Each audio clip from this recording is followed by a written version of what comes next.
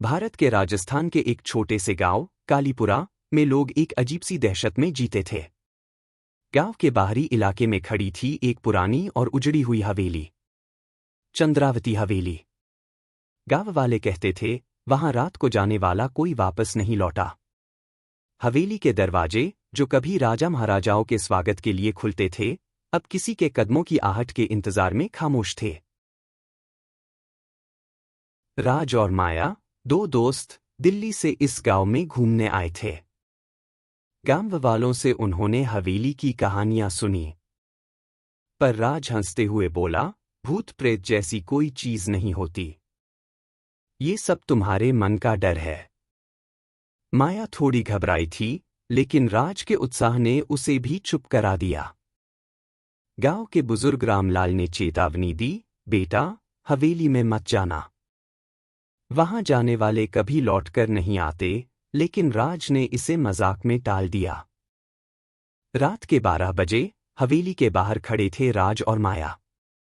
सामने था हवेली का टूटा फूटा दरवाजा। राज ने उसे धक्का देकर खोला और अंदर से ठंडी हवा का एक झोंका आया। दीवारों पर जाले, टूटी हुई छत और फर्श पर बिखरे खंडहर।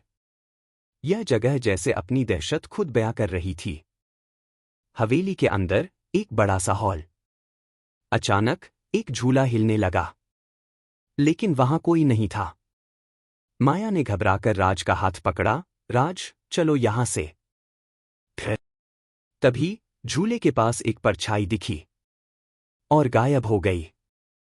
अब डर उनकी आंखों में साफ झलक रहा था। हवेली के एक कोने में एक झूले के पास सफेद साड़ी पहने एक महिला खड़ी थी। उसका चेहरा धुंधला था और आंखें खून जैसी लाल।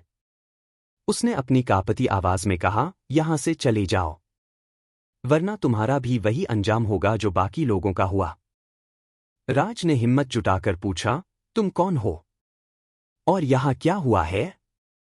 महिला ने बताया, मैं चंद्रावती हूं, इस हवेली की रानी।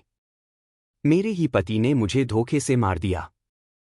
मेरी आत्मा इस हवेली में कैद है और जो भी यहां आता है वह मेरे दर्द को महसूस करता है। राज और माया ने गांव के पुजारी को बुलाया। पूजा शुरू हुई।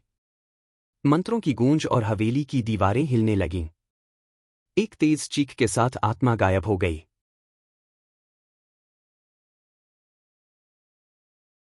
चंद्रावती मुक्त हो गई थी।